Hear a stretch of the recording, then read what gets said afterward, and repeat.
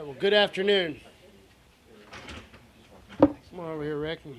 Good afternoon. It's certainly a pleasure to be with all of you. I appreciate you coming out, giving us the opportunity to talk a little bit about the St. Louis City School District. This morning I had the privilege of reappointing Peter Herschen to a third term on the Missouri State Board of Education, and Peter's been a good figure of continuity on the board and will continue to serve, and certainly appreciate his leadership. I came here to St. Louis today to visit with Rick Sullivan and to discuss education, a topic of obvious, vital importance to the future of St. Louis and to our state. When I ran for governor, I actually said many times I believe that St. Louis City's two greatest challenges were too much litigation and failing school district. And we addressed the first problem head on with very solid lawsuit reform, a lawsuit reform measure that's working, helping job creators, more importantly, helping doctors and healthcare providers remain in our state. The second problem, a failing school district, is clearly a very difficult challenge, but something that has to be done. And I'm committed to improving St. Louis City schools for St. Louis City students through the transitional school district. As governor, I've worked to make Missouri a place of opportunity. That's why we've passed pro-jobs, pro-growth measures like lawsuit reform and regulatory changes. And pro-growth and pro-jobs initiatives are working. Missourians have created nearly 93,000 new jobs since January 2005. But obviously, opportunity involves more than what we're doing in the here and now to expand job creation and economic development. It means we have to lay a groundwork for future generations by ensuring that Missouri children have the chance to receive a first-class education. Because I believe that every child in our state deserves the opportunity to achieve their highest aspirations, education's been my highest budget priority. In 3 years, we have increased funding for elementary and secondary education by over $500 million. We've also significantly increased funding for colleges and universities and scholarships. And we've made progress, and these resources have helped. But our outcomes are still not where we want them to be across the state, and clearly that's particularly true. Unfortunately, I should say that's particularly true in St. Louis. The St. Louis City School District has been failing the children of this great city for too long. The children of St. Louis deserve more. Failure is obviously unacceptable for lots of reasons. Good public policy demands that we confront difficult problems head on. That's what we're doing through the transitional school district. And I was pleased when in February the State Board of Education established a transition school district to tackle the problems that exist here. I was pleased that Rick Sullivan was willing to take on those responsibilities as the Chief Executive Officer of the school district. That's why I appointed him as the Chief Executive Officer of the St. Louis City School District. And certainly I want to thank him again for taking on this responsibility and agreeing to serve the children of St. Louis. This is not an easy assignment. This is an incredibly complicated task, and it's an incredibly important mission for the future of this great city and for our state. I had an opportunity to visit with Rick about what has transpired in what essentially would be the 100 days, and it's a little more than 100 days we can count, but it's essentially the first 100 days of his tenure as the chief executive. Progress is underway. They're doing a great analysis of how the school district functions, how it can function more efficiently. Rick is bringing his skills as a business and community leader to bear to try and make improvements. They've set higher accountability measures that have been in place in the past. We had an opportunity to discuss as we met the accountability measures that have been set where every grade and every school within the St. Louis City School District has very specific objectives and targets that they are aspiring for, and setting good standards, setting high standards, and ensuring that students and teachers are working towards them, and then communicating, certainly I hope to me and to the State Board of Education, but just as importantly, and really more importantly, communicating to the people of the St. Louis region and to the state about the progress that's been made, the success that I know can occur, and also the failures that may occur as we work to improve education for the city of St. Louis. This mission is of vital importance. Missouri depends on the St. Louis region for lots of things, and for this region to be strong, we need a very healthy, vibrant inner core, an urban center. The city of St. Louis fills that role. For the city of St. Louis to be strong, We must have a successful school district that has successful students that are reaching their full potential.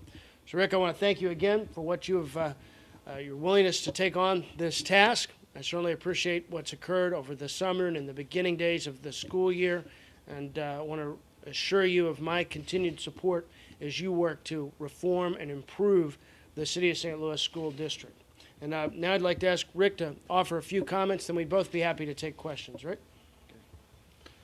Governor, thank you very much for your support. It's certainly important for this school district to succeed, to have the state of Missouri behind us. I know that you have committed that to me as well as the Special Administrative Board, and I want to thank you for your efforts as well as the efforts of the Department of Education who have met with us, have continued to offer their support. Thank you very much. Thank you, Rick. We'd be happy to answer questions. Rick? Can I ask you something? There's a bus strike going on. What do you think about that? Well, it's unfortunate. I mean, there's no question. It's an unauthorized walkout. We only found out about it late Sunday that a decision had been made, I'm told, by a small group of drivers. We're not directly connected to the drivers. The district has a contract with Laidlaw to provide bus service. There's a significant penalty in that contract if for any reason the students are not delivered to the school districts. Unfortunately, or delivered to their schools. We're working through that. We think that attendance yesterday, in spite of this unauthorized walkout, was a little over 75%. I'm told that today, maybe as many as 80% of the drivers did report. Those who are reporting are being helpful. They're serving double duty, driving double routes. We have a hotline set up where parents can call. We're asking the parents to wait with their child at a bus stop. Don't have any information today, but we're hopeful that attendance today will be much, much higher. What are the students losing when something like this goes on? Well, like they would lose any day they miss a school. I mean, they lose the opportunity to learn. It's one more roadblock that's thrown up to our students who ask, why am I being impeded in my opportunity to learn? I show up at the bus stop. Many of these kids are at the bus stops at 6:30 in the morning. Unfortunately, it's not even light yet, and there's a disruption in their daily life that they wake up on a Monday morning. The news hadn't even had a chance to be reported. So many of these kids, everybody was caught off guard yesterday morning. We're just going to continue the trend, though. We have half days of school, the air conditioning, there's rumbling from the teachers, everything. How can you address some of the undercurrent of discontent that seems to just still flow through the district at this point? Steve, you ask a great question, and this community has to finally get behind it. And this community has to say, we're not going to accept it anymore. We spent a lot of time last week working through some details and finalizing the agreement, the compensation for teachers in the last year of that policy statement. That full increase was approved by the Special Administrative Board at its meeting last Thursday night. Those increases will be on the checks of teachers, retroactive to July 1st, October 19th. So unfortunately, we addressed one issue, put it behind us, find out late Sunday night, early Monday morning that we've got a brand new issue to face. Unauthorized, certainly unacceptable, and I've got to think that everybody, parents, students, and other people within the district are just disgusted and dissatisfied that any of this has occurred. Rick, if you're making a report to the governor on the first 100 days of working with this special advisory board, what would you characterize as the main challenges, and what are you going to do to change, to work on those issues? Well, as the governor indicated, we're looking at the strengths and weaknesses. We will be out in the community very shortly, I think within the next 30 days, asking the community to give us their feedback. What are the strengths and weaknesses of the district? We have some very specific questions that we want to ask in community meetings. Is the community willing to do certain things to advance this district forward? I think a lot of work has gone on to assess where we are. There was certainly a lot of speculation that the school opening would be disruptive. I hope you would agree that that went very smoothly. Attendance is approximately 2,000 students higher than what was projected for this school year. So while I would agree with Steve that there's still a lot of disruption taking place, at the school level, when you walk into the schools, it's classes as usual.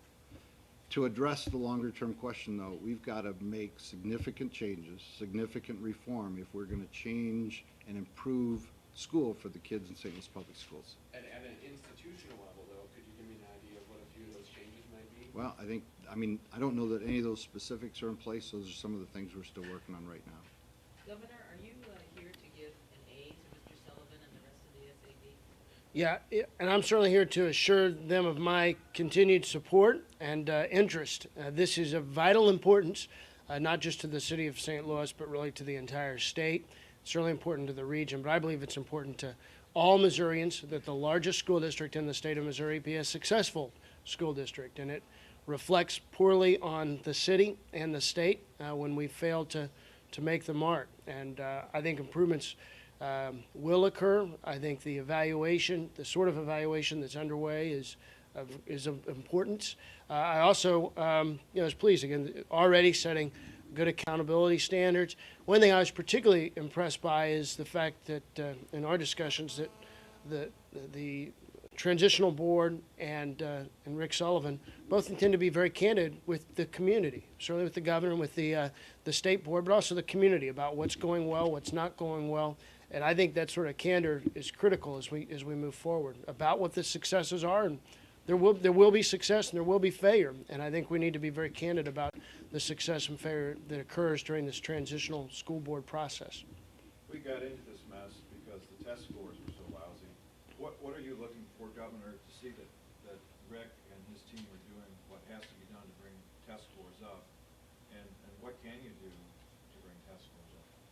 Yeah, and I'm going to let Rick respond, but one thing he said to me actually in our meeting was that, everybody can improve. He's not telling all these districts. In some cases, we looked at one sheet of data, and on that one sheet of data, I think the third grade reading proficiency was essentially 10%. Sixth grade was 5%. I mean, those are abysmal numbers. And I think Rick's saying he's not trying to tell that school that they've got to immediately get to the state average, but they can do better. And I might ask Rick if he wants to add on to that. Generally, the target that we've set for every grade in every school is that you must increase those test scores by 10%. Wherever they are, or wherever those were reported at the end of this last school year, we're saying to every teacher in every grade, we're saying to every principal in every school, every class is expected to advance by 10%. And that's sort of an early out of the gate. This special administrative board came into the middle of the process where the school plan for this year was being created. That has been complete. We're out, the administration is out in the community looking for input from parents, other community leaders on this school year's plan, and it does include that accountability, that score sheet, that scorecard as we call it. But that's the starting point to say every grade, no matter where they were, will improve in those scores at least 10%. We're going to check that 3 different times throughout the year. There's benchmark testing that occurs in every classroom. And when we have that information, we'll share that with the community. Parents, teachers, students, everyone will know how we're doing in every grade in every school. Is there another part to that, improve by 10% or else? You know, I think we've got to start. It's my impression that this kind of very specific measure has not been put in place in the past, or what has been put in place were measurements that were unachievable and therefore disregarded. But I think we've got to make sure that the teachers, the administrators in the school know we're serious, we expect it to occur. We've increased professional development for both principals and teachers. We're working to align the curriculum. We're trying to make sure that there's a lot of work done with these test scores. Every student is tracked within the district. Every teacher knows exactly where every student is in his or her learning, and they can go back and work with these students one-on-one if necessary to advance and help them with what the test scores show that they're not doing so well at. So we'll have the first round of test scores in the next 30 or so days, and that it's going to give us the first indication of where we stand. A lot of us are fortunate to come from families with two parents. Did you do your homework? You know, get that from both mom and dad. But to what extent is the collapse of the traditional family in the city an obstacle to reaching these benchmarks? It's a great question, and if you've had the occasion to talk to Onion Harden, the radio personality, he has a very strong opinion on the importance of traditional family values and what it means to the success of students. And I applaud Richard Gaines, Special Administrative Board member, who has taken this on as the key item for him as a board member to explore different ways to get parents involved. We're saying an adult involved in the life of every student in the district. We know that that's critical. He's already scheduled and held a symposium, included leaders from 2 other school districts who have had some success in raising the test scores in the worst schools in their district. We're going to take what we've learned from that symposium, but I know Richard Gaines is working very hard at different ideas that will get parents active and involved in the life of a student and what it takes for them to succeed in school. Mr. Sullivan, there's been a little confusion about your legal status as a governor appointee. Both you and Dario Gambaro on the State Board of Education were withdrawn and then reappointed on the same day. When Gambaro came back, he was sworn in again as the first item of business at the State Board. Were you ever sworn back in? I don't know. Well, that you ever sworn in the first Well, time. yeah, the process as I understand it, any notary public can complete that swearing-in process. I did complete that, return the form back to the state. It's a very simple process in terms of swearing in. If that swearing-in occurred for Mr. Gambaro in a more public setting, I think that was more personal choice than a requirement. Let me just address this too. I mean, there were a number of technical things that occurred during the special session as we move forward on a number of appointments. There are 2 prominent appointments, you've mentioned both, where we need the sponsoring senator to sponsor that person's nomination. A number of technical things that occurred in terms of paperwork back and forth between my office and the Senate. But the bottom line is both Dario Gambaro on the state board and Rick Sullivan on the transitional school board continue to serve, enjoy my full support. And the state is very committed to providing Rick Sullivan and his transitional school board members all of the support that they need to be successful. How confident are you that both men will be approved next year? I might just touch, I certainly would urge, obviously, I'm very hopeful that both will be confirmed. Yeah, I think for the good of the district and more importantly, the good of St. Louis City students, Rick's confirmation sooner rather than later is in everybody's best interest. So the sooner he is confirmed, the better. Having said that, certainly wouldn't want to be critical of Senator Bray. She has maintained a very open mind about this. She said she's considering the appointment. I think she's, watching very closely what occurs in these opening months of Rick's service, and we'll make a decision. And we're going to keep in close contact with her about the appointment when we go back into the regular session. But very hopeful that both will be confirmed. One more question. Rick, there was a lot of criticism by the elected board, especially in the court hearing the last couple of weeks, about lack of support from the state. In what ways is the state, if they've thrown you any lifelines, if so, what kind, to help you reach some of these goals that you maybe want to achieve? This is a state-initiated intervention, and it's sort of the state, if Desi's reached out to you, helped you, and also if the governor is putting pressure on Desi to come in here and provide this type of support.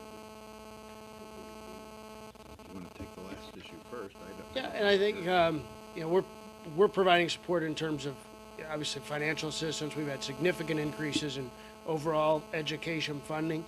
There are specific targeted areas of funding. I was recently at Shepherd Elementary School, for example, with an announcement on an after-school grant. So certainly whenever St. Louis City schools, both the district or individual schools, request specific assistance, we're going to look at that very hard and try and make that work. I think we've also come into this, though, with the understanding this is not necessarily all about money. When the average school expenditure per pupil in the state is about $8,200. I think in St. Louis City we spend about $10,200. So it's not all about money to be successful, and the dollars and resources may indeed be there. Having said that, my commitment is to always increase education funding. Every year I serve as governor. We're keeping that commitment, both in the overall general funding of a formula and specific initiatives like our math and science initiative funding. Steve, I think one of the misunderstandings is that people believe there's a specific plan somewhere that can improve St. Louis Public Schools or improve urban districts in general. I spent a lot of time talking to leaders in different urban school districts, and the one message I heard over and over again, there's no specific plan that works. There are a variety. In fact, there's a long list of essentially basic things that need to be done day in and day out very well.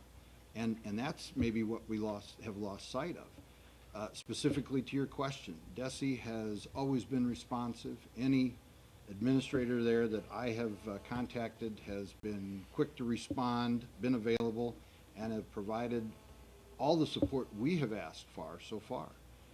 Again, part of this is us determining what do we need from outside. We're trying to work inside to be sure that the district is functioning as efficiently and as well as it can. And as we learn more, as we get input from the community, and we determine there are some specific things that the state of Missouri can provide, we'll ask for it. And I would expect support.